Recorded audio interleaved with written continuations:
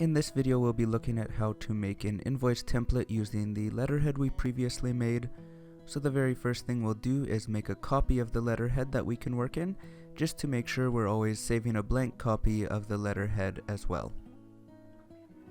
So the first thing we'll do is go to the Insert tab. We're going to insert a table, and we'll make this a 4x8 table.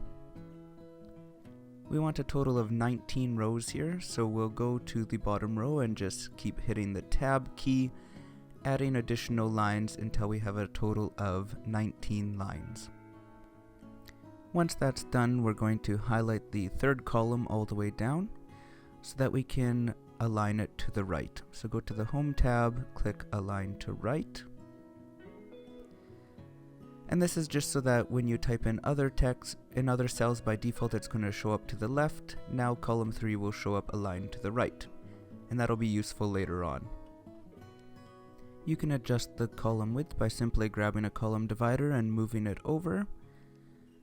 So I'm going to slide the two right-hand columns over as well as the first column, or you can go under Layout and in the column width simply type in the size that you would like. So I'm going to set the first column, third, and fourth columns all to 2 centimeters. Now you might notice that when I do that, the overall table shrinks a little bit, so we can refit it by going Auto Fit and Fit to Window. So now we can start adding some of our template information. So going back to the Home tab, in column number 1, row 1, I'm going to enter Bill 2. In column 2, I'm going to enter Ship To. Column 3 gets invoice number. And column 4, we're going to leave blank.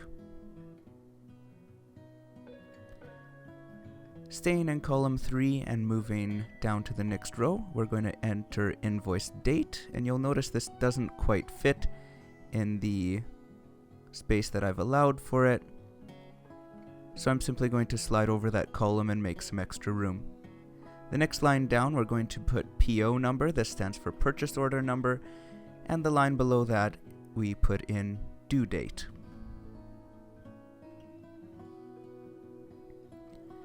I'm going to highlight all of that text and change it to a color that matches my header. So I'm going to choose one of the blues. And the next thing I want to do is adjust the height of row 6.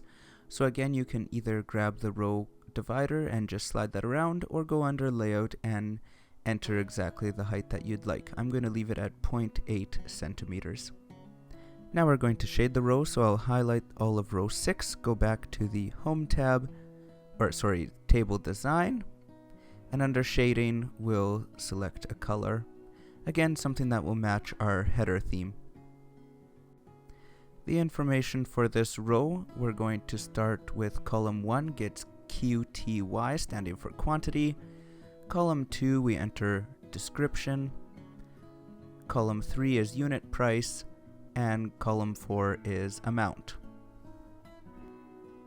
Then I'm going to highlight the text there and go under Layout, and here in this area we can see different alignment options, going left, right, or center, as well as top, bottom, or center. So I'm going to change them all that they're left center, other than column 3 stays right center, and I'm going to change the text color back to white just so that it's visible.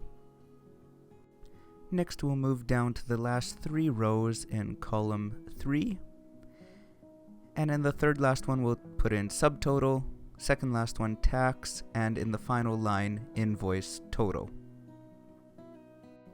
I'll highlight that text and change the color to match our theme as well. The next thing we'll do is go back to the top of our invoice, click the icon in the top left of the table, go under Table Design, and under Borders select No Borders. This will get rid of all of the grid lines, leaving us a nice clean invoice template. But the reason that we did the whole thing as a table is so that when we start filling out information later on, it won't be moving around all of the subtotal, taxes, invoice total, and the other pieces of information we've added. If you did this by just tabbing over in a regular document, everything would keep moving around. So by doing it and a table, we keep everything nicely organized. Moving to the bottom of the document and making sure our text font is in black, we're going to add a terms and conditions area. The terms and conditions are usually quite short, simply saying something about when the invoice is expected to be paid by, and possibly what any warranties or refund policy or late penalties for payment might look like.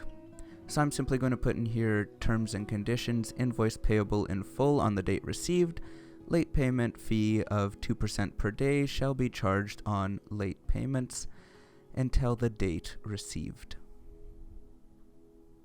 If you don't like this being in a hard black font, which makes it very visible and noticeable, you can also change that to a lighter gray, just to make it pop less, that it's just something there underneath and doesn't grab a lot of attention.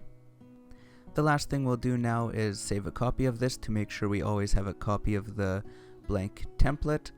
In the next video, we'll look at how to actually fill out and complete the invoice.